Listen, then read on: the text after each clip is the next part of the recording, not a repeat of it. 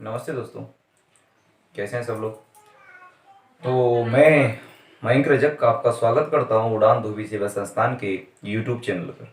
आपको विधिवत रूप से पता है कि उड़ान धोबी सेवा संस्थान एक शैक्षणिक चैनल है जो समाज के भाई और बहनों के लिए जो एक तरीके से कहीं ग्रामीणवास में निवास करते हैं या कहीं पर वो शहर में भी रहते हैं, ऐसी बात नहीं है, लेकिन उनको शैक्षणिक गतिविधियों को सुचारू रूप से पहुंचाने के लिए जो उड़ान धोबी सेवा संस्थान पिछले सालों से करता आ रहा है, उसके बारे में कहना एक अतुल्य योगदान है इनका। संचालक श्याम जी के द्वारा एक नई मुहिम तैयार की गई। उनके द्वारा कहा गया कि हम हमारे बच्चों को इन लॉकडाउन की स्थिति में जो तैयारी कर रहे हैं हमारे भाई और बहनें हैं, उनको कुछ अच्छे वीडियोस या अच्छे लेक्चर्स उनको अवेलेबल करवाए जाएं। उसी के माध्यम से या उसी को बात को आगे बढ़ाते हुए मैं आपके सामने उपस्थित हूँ। अपना परिचय देता हूँ। नाम मयंक रजक है। पेशे से असिस्टेंट प्रोफेसर हूँ SRD कॉलेज कोटा के अंतर्गत। बात आगे करूं तो हमारे हाड़ौती संभाग की एक नामचीन संस्था आती है, एक कोचिंग क्लासेस आती है जिसका नाम है एडवांस क्लासेस। एडवांस क्लासेस में मैं अपनी हिस्ट्री के लेक्चर देता हूं, यानी वहां पर मैं एज अ फैकल्टी हूं हिस्ट्री की। तो ये बात मेरी परिचय से रही। आज जो हम परिचय या जो हमारा जो टॉपिक स्टार्ट करने वाले हैं वो टॉपिक होगा, एक कॉमन टॉपिक लेंगे जो BSTC के लिए भी इम्पोर्टेंट होगा, PTT के लिए भी इम्पोर्टेंट होगा, और ये जो टॉपिक है ये हमारा बड़े लेवल के एग्जाम के लिए भी इम्पोर्टेंट होगा। और गोहिल वंश का एक मैं बहुत ही बड़ा मेवाड़ केसरी के नाम से प्रसिद्ध महाराणा प्रताप को आपके सामने डिस्कस करने जा रहा हूँ। तो हम महाराणा प्रताप के बारे में पढ़ेंगे, तो बने रहिए मेरे साथ। चलते हैं हम इस टॉपिक के ऊपर। वीडियो शुरू करने से पहले अगर आप हमारे चैनल पर नए हैं तो चैनल को सब्सक्राइब कीजिए और साथ ही बेल आइकन दबाइए ताकि आने वाले सभी वीडियोस की जानकारी आपको मिलती रहे। उड़ान के पिछले वीडियोस देखने के लिए नीचे डिस्क्रिप्शन बॉक्स में दी गई लिंक्स पर आप क्लिक करके उन्हें देख सकते हैं। तो आइए दोस्तों शुरू करते हैं मेवाड़ केसरी महाराणा प्रताप। तो आज का जो हमारा टॉपिक है उस टॉपिक का नाम है महाराणा प्रताप। ज़्यादा मैं आपको इंतजार नहीं करवाऊंगा और देखिए बोर्ड पे आ जाते हैं, फटाफट टॉपिक डालते हैं। इस टॉपिक का नाम है महाराणा प्रताप।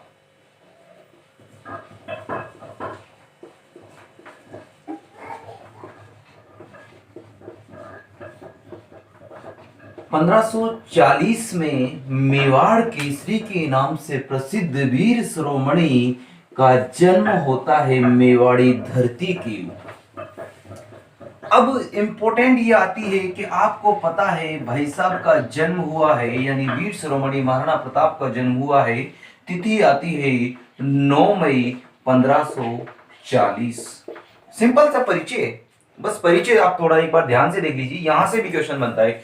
तो 9 मई 1540 को इनका जन्म होता है। और जन्म स्थान की बात करूं तो इनका जन्म हुआ कहां था।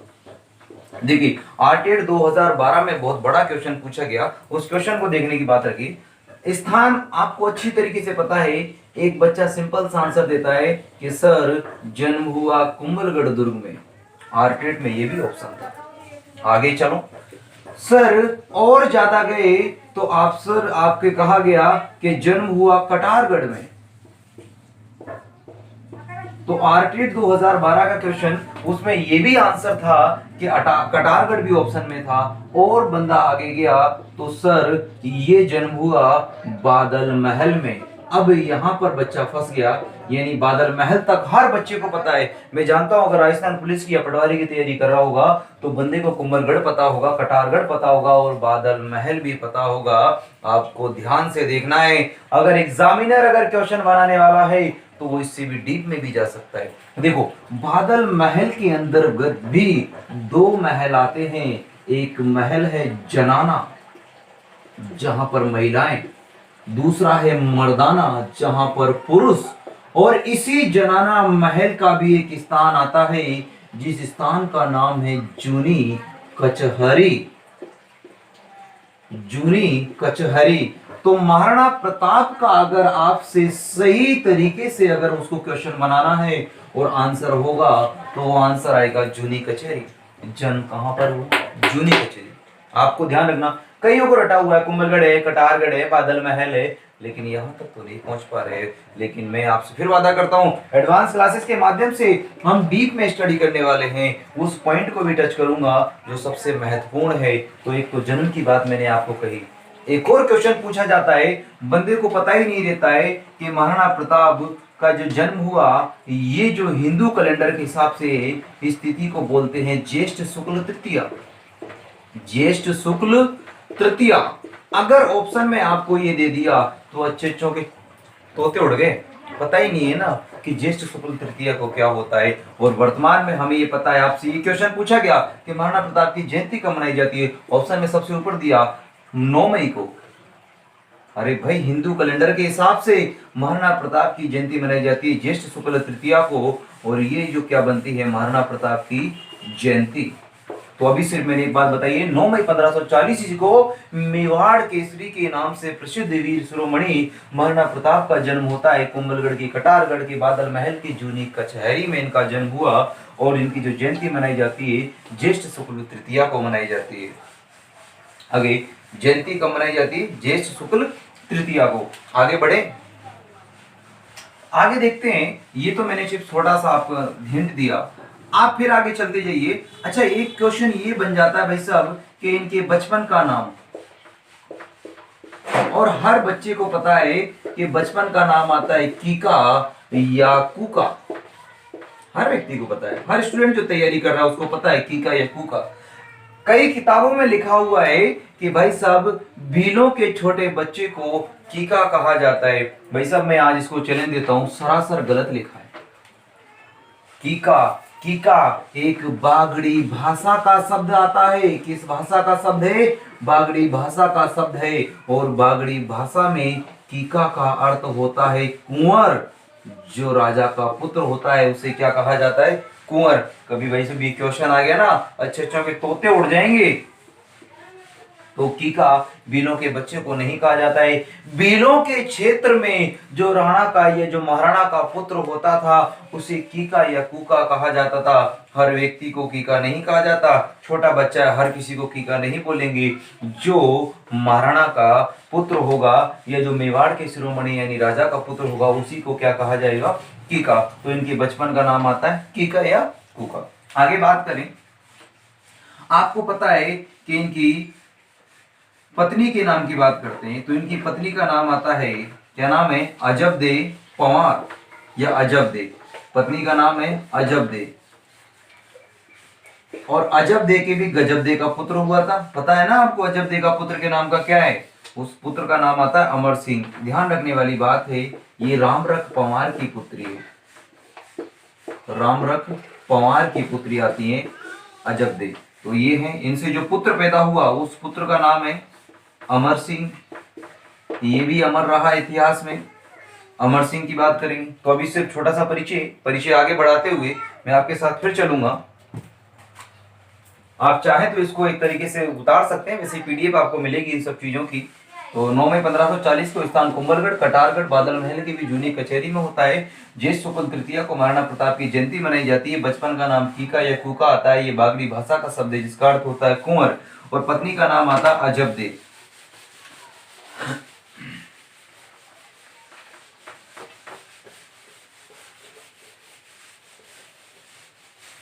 अच्छा, ये सबको पता है कि महाराणा प्रताप के पिताजी का नाम क्या आता है, अच्छी तरीके से जानते हैं।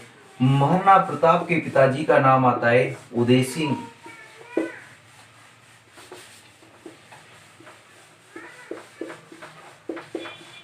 और ये उदय सिंह, जो महाराणा उदय सिंह थे, इनके 2 रानियां आती हैं। एक रानी का नाम है जयवंता बाई, दूसरी रानी आती है धीर भाई भटियाणी। धीर भाई भटियाणी।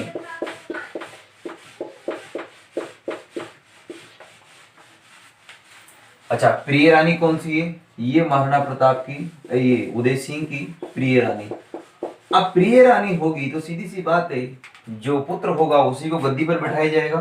तो धीर भाई से जो पुत्र पैदा हुआ उस पुत्र का नाम है जगमाल।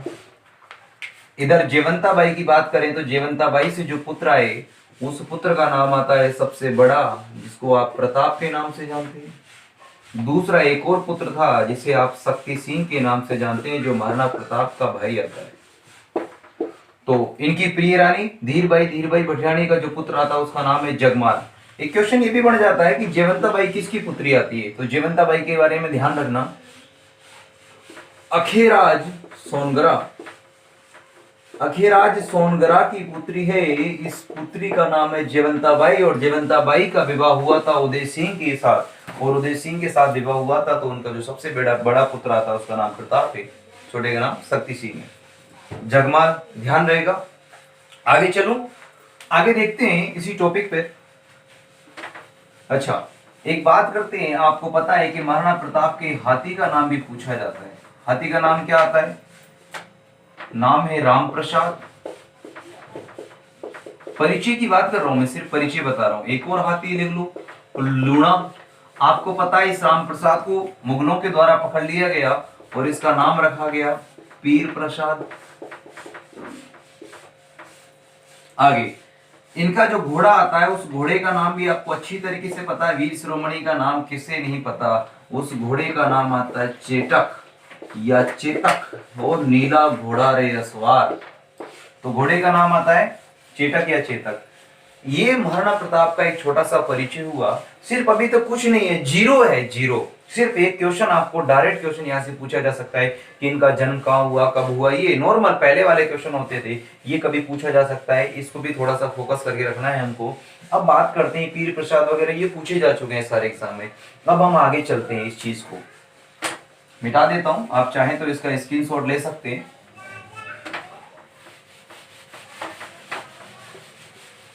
अच्छा, एक बार एग्जाम में क्वेश्चन पूछा गया आपसे, सिंपल सा क्वेश्चन एग्जाम में ऐसे आया था कि महाराणा प्रताप का कितने वर्ष की उम्र में राज्याभिषेक हुआ, कितने वर्ष की उम्र में राज्याभिषेक हुआ। तो इसको थोड़ा सा ध्यान से देखना बोर्ड पे। आपको पता है कि भाई साहब का जन्म हुआ, भाई साहब का राज्याभिषेक हुआ, और भाई साहब को मृत्यु होती है। देखिए, जन्म होता है 1540 में। वीर शिरोमणि मेवाड़ केसरी का राज्याभिषेक हुआ 1572 में, और वीर शिरोमणि मेवाड़ केसरी का देहांत तो होता है 1597 में। बताओ, हम ये कह सकते हैं कि भाई साहब ये नौकरी लग गई, राज्याभिषेक का मतलब नौकरी लग गई। अभी तक बेरोजगार घूम रहे थे, जंगलों में थे, बिलों के साथ थे, लेकिन राज्याभिषेक हो गया 1572 में तो नौकरी लग गई। देखना, जोड़ के देखोगे, निकाल के देखोगे तो 32 वर्ष। तो राज्याभिषेक कितने वर्ष में होगा? 32 वर्ष में। आगे आपसे पूछा जाता महाराणा प्रताप ने शासन कितने वर्षों तक किया। अगर आप घटा के और जोड़ के निकालोगे तो यहां पर आएगा 25 वर्ष। तो महाराणा प्रताप ने नौकरी कितने वर्षों तक करी? 25 वर्ष तक। आपसे पूछा जाए महाराणा प्रताप का पूरा जीवन, तो आप बड़ी ही आसानी से निकाल सकते हैं। कितना समय आएगा? 57 वर्ष। तो 57 वर्ष की उम्र में मेवाड़ केसरी के नाम से प्रसिद्ध वीर शिरोमणि अपने देहांत पर, मतलब देहांत हो गया था उनका। ये बात को भी ध्यान रखने वाली। 32 वर्ष, 25 वर्ष, कितने वर्ष में राज्याभिषेक हुआ? 32 वर्ष की उम्र में थी, और 25 वर्ष की उम्र में 25 वर्ष तक उन्होंने शासन किया, और कुल जो उनका जीवन काल रहता है वो कितने वर्ष का आता है? 57 वर्ष का। आगे और बात करें इसी पे।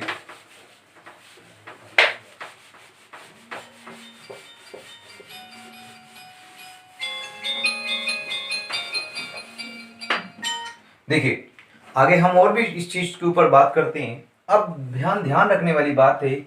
अच्छा, एक कोर्स इंपॉर्टेंट चीज मैं आपको समझना चाहूंगा। उदय सिंह की मृत्यु कब हुई? महाराणा उदय सिंह की, महाराणा उदय सिंह की मृत्यु होती है 1572 में, और इनकी जो मृत्यु हुई थी वो कहां पर हुई थी? गोगुंदा में।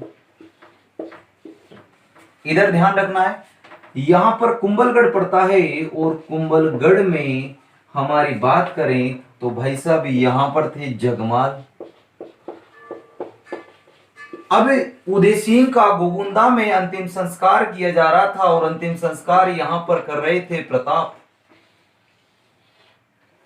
और जगमाल भाई साहब कहां पर है? कुंभलगढ़ दुर्ग में।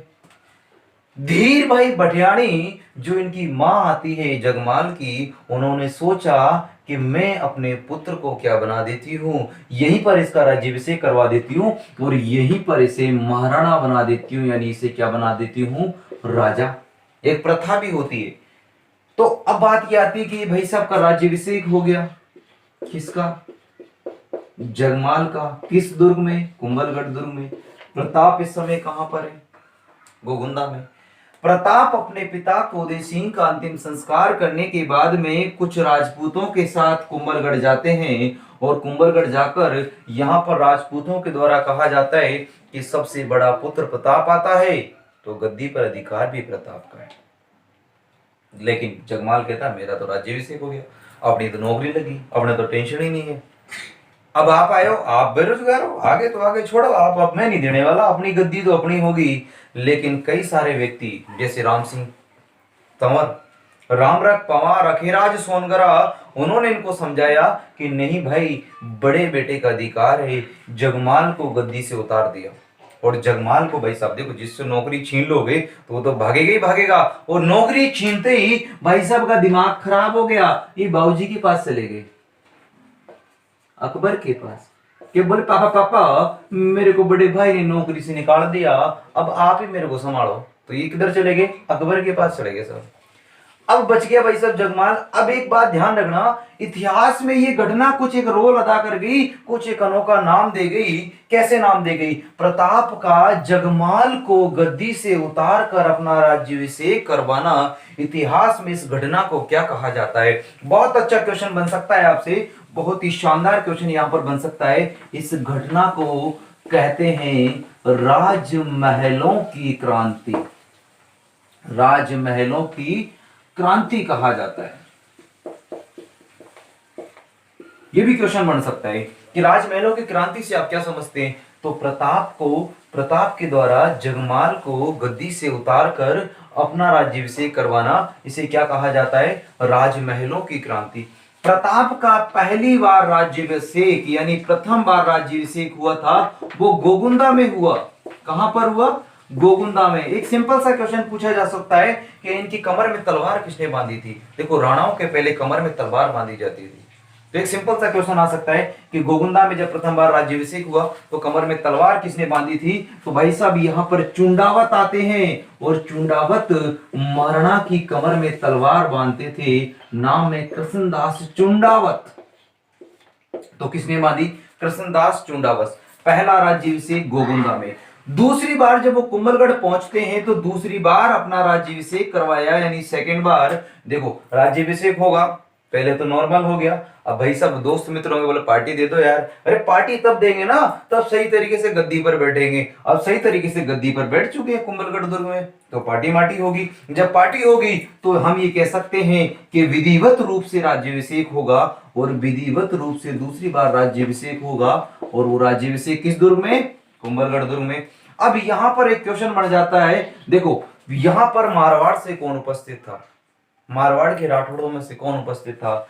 बहुत ही इंपॉर्टेंट क्वेश्चन है। मारवाड़ के राठौड़ों में से यहां पर उपस्थित थे राव चंद्रसेन। इस राव चंद्रसेन के बारे में आपको पता है, इन्हें मारवाड़ का प्रताप कहा जाता है, मारवाड़ का प्रताप, इन्हें प्रताप का अग्रगामी कहा जाता है, और इन्हें ही इतिहास में भूला बिसरा राजा कहा जाता है। The forgotten hero of Marwar, भूला बिसरा राजा कहा जाता है। किस शख्स को कहा जाता है, राव चंद्रसेन को। इस बंदे ने भी कभी भी मुगलों की अधीनता स्वीकार नहीं करी, ये भी जीवन भर लड़ता रहा और लड़ते लड़ते ही इसकी मृत्यु हो जाती है सारण के जंगलों में। लेकिन इन भाई साहब ने भी कभी भी मुगलों की अधीनता स्वीकार नहीं करी। ऐसा वीर श्रोमणी जिसे हम मारवाड़ का प्रताप कहते हैं, प्रताप का अग्रगामी कहते हैं, भूला बिसरा राजा। एक बार क्वेश्चन आ गया, the forgotten hero of Marwar किसे कहा जाता है, तो राव चंद्रसेन को कहा जाता है। ये भी इनकी दूसरी बार जो राज्याभिषेक हुआ था, विधिवत से राज्याभिषेक, उस समय उपस्थित थे महाराणा प्रताप के राज्याभिषेक में। तो एक छोटी सी कहानी अभी आपके सामने चल रही है, आगे और इस कहानी को बढ़ाते हैं। अगर आप चाहो तो स्क्रीनशॉट लेना चाहो तो ले सकते हैं, मैं 2 सेकंड का आपको समय देता हूं। आपने स्क्रीनशॉट ले लिया होगा। आगे बढ़ता हूं, मैं अपनी बात को आगे प्रारंभ करूंगा। देखिएगा, बड़ी ही डीप तरीके से स्टडी करना है हमको।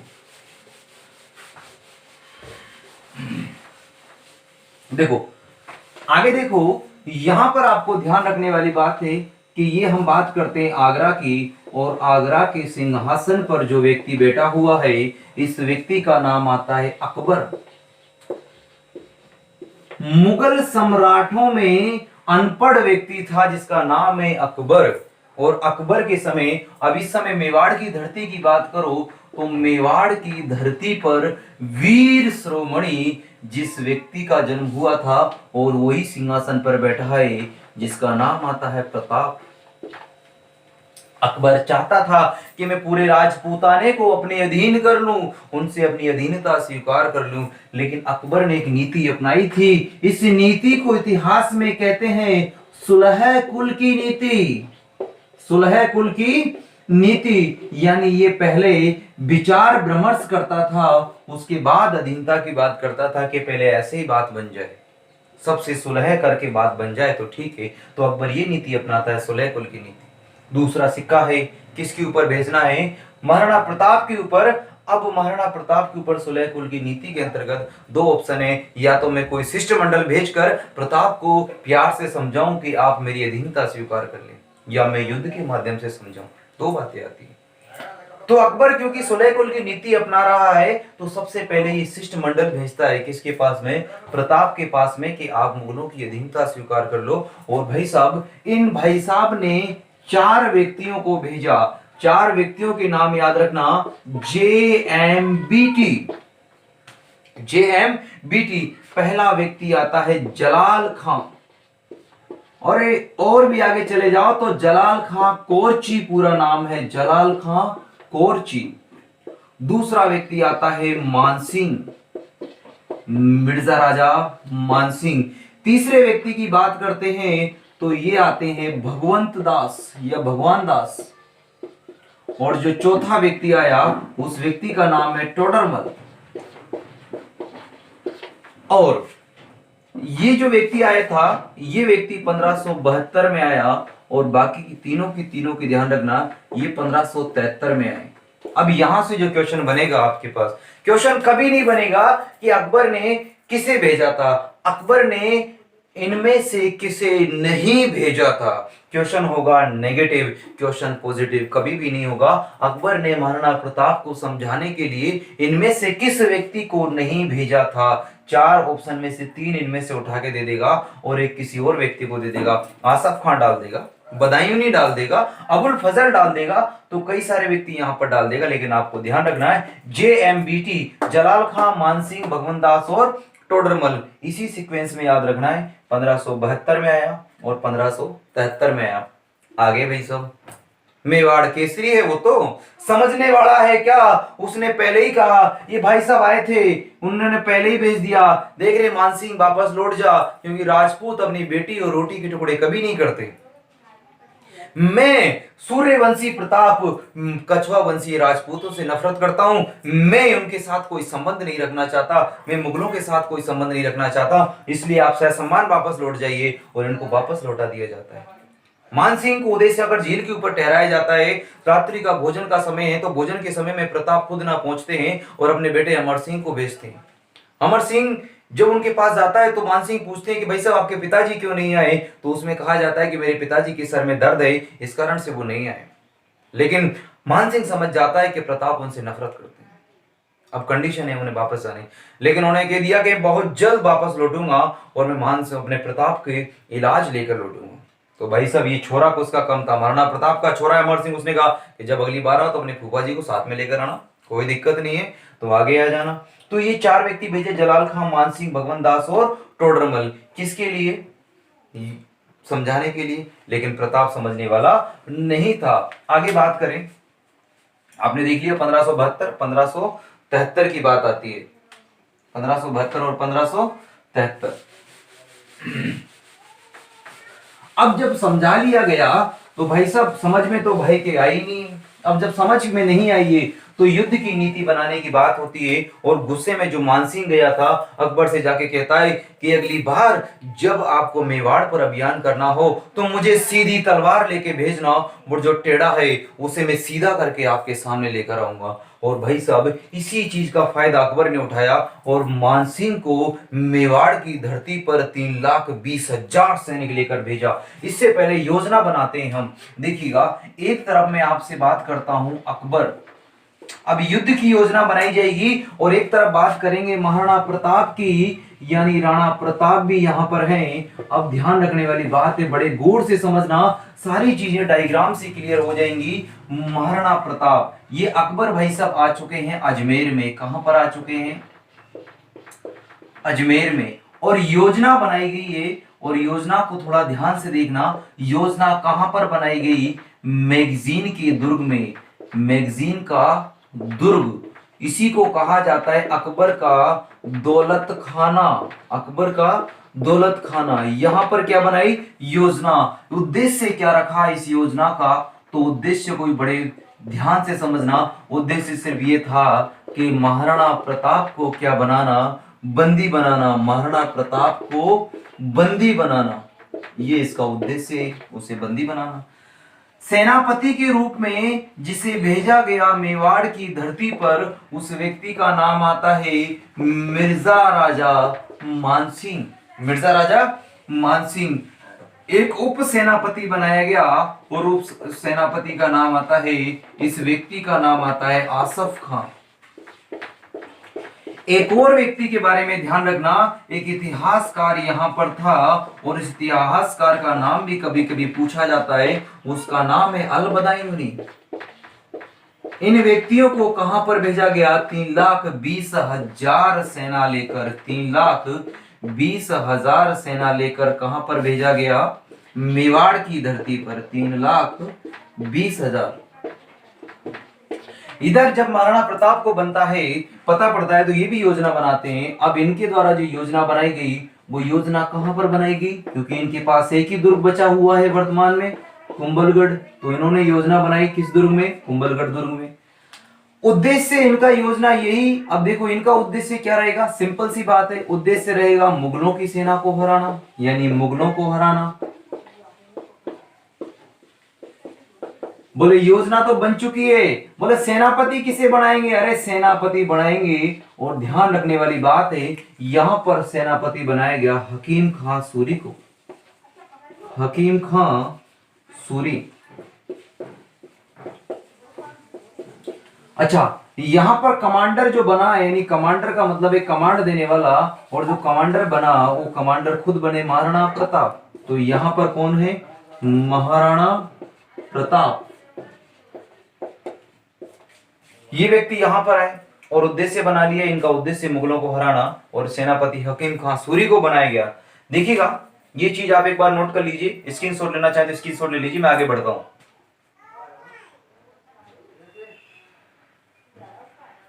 चलो,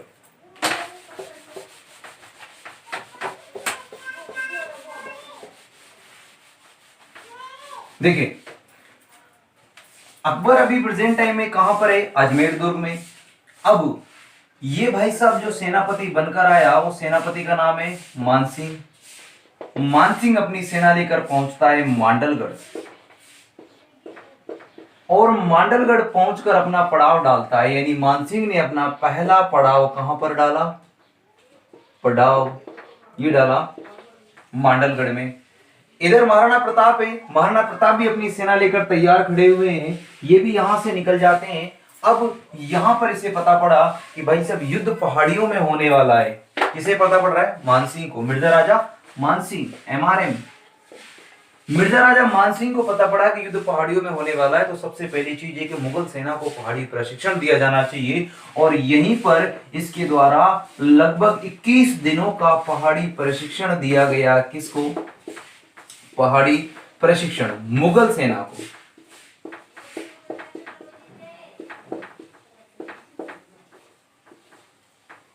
ठीक है, राणा प्रताप को पता पड़ा कि भाई साहब पहाड़ी प्रशिक्षण दिया जाना है, और युद्ध खमनोर की पहाड़ियों के बीच में या खमनोर की पहाड़ियों में हो सकता है। तो महाराणा प्रताप ने प्लान चेंज कर दिया, बोले कि यार युद्ध पहाड़ियों पे नहीं लड़ेंगे, युद्ध मैदानों में लड़ेंगे, क्योंकि ये अभी थक चुके होंगे 21 दिनों में, इतना पहाड़ी प्रशिक्षण लेंगे तो ये थक चुके होंगे। महाराणा प्रताप ने अपना शिविर लगाया लौसिंग गांव में।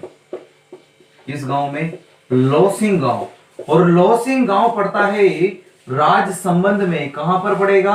राज संबंध में। तो इन्होंने अपना शिविर लगाया राज संबंध में। इससे पता पड़ता है ये भी अपना अंतिम शिविर लेकर आ जाता है मोलेला गांव में। मोलेला गांव, और मोलेला गांव में आकर अपना शिविर लगाता है। यानी इसका अंतिम शिविर कहां पर है? यहां पर। राणा ने अपना अंतिम शिविर लौसिंग गांव में लगाया। मोलेला गांव कहां पड़ता है? वही राज संबंध में पड़ता है ये भी। अब दोनों की प्लानिंग, महाराणा अपनी सेना लेकर एक मैदान में आ गए और इतिहास में इस मैदान को आप अच्छी तरीके से नाम से जानते हैं, इसे कहते हैं हम हल्दी घाटी का मैदान। भाई साहब को भी आना था क्योंकि युद्ध लड़ना है, तो ये भी कहां पर आ गए? हल्दी घाटी के मैदान में। 21 दिनों का पहाड़ी प्रशिक्षण के माध्यम से मुगल सेना थक चुकी थी, लेकिन युद्ध करना है तो किस मैदान में आकर खड़े हो गए? हल्दी घाटी के मैदान में। मोलेला गांव, लौसिंग गांव, ध्यान रखना अंतिम पड़ाव लौसिंग गांव में महाराणा प्रताप का, इसका अंतिम पड़ाव मोलेला गांव में। अब कहां पर है? हल्दी घाटी के मैदान में। और एक युद्ध होगा जिसे इतिहास में आप किस नाम से जानते हैं? हल्दी घाटी के युद्ध के नाम से जानते हैं। देखते हैं उस युद्ध के बारे में।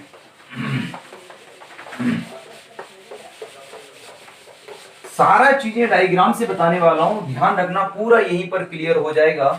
इतिहास में इस युद्ध की बात करें तो इसे कहते हैं हम हल्दी घाटी का युद्ध। बोलो अच्छा तिथि बताइए, तिथि कब हुआ? अरे सब लोगों को पता है, रट रखा था 18 जून। ओहो, बोले एक और तिथि है साहब 21 जून। अब कंफ्यूजन यहां हो जाता है कि 18 जून को माने 21 जून को माने। एक बात ध्यान रखना, 100 बात की एक बात, अगर डॉक्टर गोपीनाथ शर्मा का नाम आ जाए तो डॉक्टर गोपीनाथ शर्मा के अनुसार जो तिथि आती है उस तिथि का नाम है 21 जून। और इसके बाद अन्य कोई भी आ जाए इतिहासकार, आपसे पूछ लिया जाए अबुल फजल के अनुसार क्या है, बोले 18 जून है ना। अरे कर्नल जेम्स टोड के अनुसार क्या? भाई 18 जून है। कुछ भी पूछ लिया जाए 18 जून होगा, यानी अन्य सभी के साथ क्या होगा? 18 जून। और गोपीनाथ शर्मा क्या मानते हैं? 21 जून। इनका कहना था कि 18 जून को सेनाएं आमने सामने आ गई थी, लेकिन युद्ध हुआ 21 जून को। और देखो हल्दी घाटी के युद्ध को अगर हम बात करें तो कहां पर पड़ता है? हल्दी घाटी का मैदान पड़ता है, एक तहसील पड़ती है खमनौर तहसील। खमनौर तहसील कहां पड़ेगी? राज संबंध में। तो हल्दी घाटी का मैदान भी कहां पर है? राज संबंध में। तो इसे खमनौर का युद्ध भी हम कहेंगे। अच्छा, ये जो खमनौर है, हल्दी घाटी है, एक नदी के किनारे पड़ती है। इस नदी का नाम है बनास नदी, तो इसे हम बनास नदी का युद्ध भी कहेंगे। इसका नाम खमनौर का युद्ध भी आएगा, इसका नाम बनास नदी का युद्ध भी आएगा। अब एक बात ध्यान रखने वाली बात है, एक शब्द और कभी कभी आपको देखने को मिलता है, रक्त तलाई। बोलो रक्त तलाई क्या है? अरे कुछ नहीं है, बनास नदी का, किस नदी का? बनास नदी का पथरीला भाग, पथरीला व कांटेदार भाग। इस भाग को क्या कहा जाता है? इस भाग को कहा जाता है रक्त तलाई। तो इसे खमनौर का युद्ध, बनास का युद्ध, रक्त तलाई का युद्ध भी कहते हैं। इसे हम मेवाड़ की थर्मोपल्ली भी कहेंगे, इसे हम और भी नाम देंगे। तो ये चीजें नाम हम बाद में पढ़ेंगे, अभी युद्ध नहीं करवाया मैंने, मैं सिर्फ बता रहा हूं आपको युद्ध के बारे में कि क्या क्या नाम है। चलो नाम की बात करते हैं, तो मैं इसके नाम दे देता हूं अन्य नाम से। अच्छा, इस युद्ध को मेवाड़ की थर्मोपल्ली भी कहा है। थर्मोपल्ली एक बहुत बड़ा मैदान है यूनान में। कहां पर है? यूनान में। अच्छा, ये विदेश में है, तो विदेश में रहने वाला तो विदेशी होगा, कोई इसने कहा होगा, तो याद रखना किसने कहा? कर्नल जेम्स टोड ने, घोड़े वाले बाबा अच्छी तरीके से जानते हैं। तो कर्नल जेम्स टोड ने इस युद्ध को क्या नाम दिया है? क्या नाम दिया है? मेवाड़ की थर्मोपल्ली। अच्छा, खमनौर का युद्ध किसने कहा है? अभी भी बात करी थी, तो खमनौर का युद्ध कहने वाला व्यक्ति आता है, कौन है? अबुल फजल। किसने कहा है? अबुल फजल ने कहा है। अच्छा, गोगुंदा का युद्ध किसने कहा है? गोगुंदा का युद्ध कहने वाला व्यक्ति आता है जिसका नाम है बदायूनी। अरे यहां तक तो हर बच्चे को रटा हुआ है। मेवाड़ की थर्मोपल्ली कई बार आ चुका है, खमनौर का युद्ध कई बार, गोगुंदा का युद्ध कई बार। अगर उसने ये नहीं पूछकर ये पूछ लिया, क्या पूछ लिया? बादशाही बाग का युद्ध किसे कहते हैं? बताओ। बादशाही बाग के युद्ध भी हल्दी घाटी के युद्ध को कहा जाता है और ये कहने वाला शख्स है आशीर्वाद नाम का एक व्यक्ति है और इस आशीर्वाद ने कहा है बादशाही बाग का युद्ध। अरे और भी आगे चले जाओ, इस युद्ध के लिए एक नाम मोड़ा जाता है मोलेला या लोसिंग का युद्ध। मोलेला व लोसिंग का युद्ध वह लगाइएगा, वह का युद्ध। ये किसने कहा है? अरे ये जो कहने वाले व्यक्ति हैं, मेवाड़ के जितने भी इतिहासकार आते हैं उन्होंने इसे क्या कहा है? मेवाड़ के इतिहासकारों ने मोलेला व लोसिंग का युद्ध कहा है। तो ये नाम है इसके। मेवाड़ की थर्मोपल्ली कर्नल जेम्स के द्वारा, खमनोर का युद्ध अबुल फजल के द्वारा, गोगुंदा का युद्ध बदायूनी के द्वारा, बादशाही बाग का युद्ध आशीर्वाद नाम का एक व्यक्ति एक इतिहासकार उसने कहा है और मोलेला व लोसिंग का युद्ध मेवाड़ इतिहासकारों के द्वारा कहा गया है। तो ये युद्ध होने वाला है। अभी मैंने युद्ध नहीं करवाया, सिर्फ मैंने आपको सिर्फ सूचना दी है। हल्दी घाटी का युद्ध 18 जून को सभी इतिहासकार मानते हैं, 21 जून को डॉक्टर गोपीनाथ शर्मा मानते हैं। खमनोर तहसील में हुआ राजसमंद में बनास नदी का युद्ध भी कहा जाता है और रक्तलाई का युद्ध भी कहा जाता है। अब युद्ध में कल आपको जब नया वीडियो लेकर आऊंगा तो उसमें सारा रूप से डायग्राम से समझाऊंगा। आपको बात समझ में आई होगी। अगर आपको बात समझ में आ गई है और आप आगे भी इस तरीके की वीडियो देखना चाहते हैं तो चैनल को सब्सक्राइब कर लीजिए और अपने फ्रेंडों को शेयर करिए। देखना, छोटी सी छोटी लेकर बड़े से बड़े लेवल की चीज मैं आपको सामने यहां डिस्कस करने वाला हूं। छोड़ूंगा कुछ भी नहीं। YouTube पे ध्यान रखना, अधिकतर वीडियो आते हैं बच्चों को सिर्फ ऊपर ऊपर का बायोडाटा समझा दिया जाता है। अरे मैं आपसे चैलेंज करता हूं, ऊपर का नहीं रे, एक एक चीज तोड़ के निचोड़ के फेंक दूंगा और यहीं पर हम सीखेंगे इस चीज को। तो बने रहिएगा मेरे साथ। नेक्स्ट वीडियो में जो लेकर आने वाला हूं, मैं पूरा हल्दी घाटी का युद्ध आपके सामने बताऊंगा, पूरा डायग्राम से बताऊंगा। याद करने की जरूरत नहीं होगी, एक बार डायग्राम देख लोगे ना उसमें याद हो जाएगा। अरे हरावल भाग का नेतृत्व कौन कर रहा था, चंदावल का कौन कर रहा था, बदायूनी कहां खड़ा था, आसफ खां कहां खड़ा था, ये सब चीजें पता पड़ जाएंगी। हकीम खां सूरी किधर था, ये सब चीजें मैं युद्ध के माध्यम से, डायग्राम के माध्यम से आपको समझाने वाला हूं। तो मिलते हैं कल इसी चैनल पर। सब्सक्राइब कर लीजिएगा। Thank you.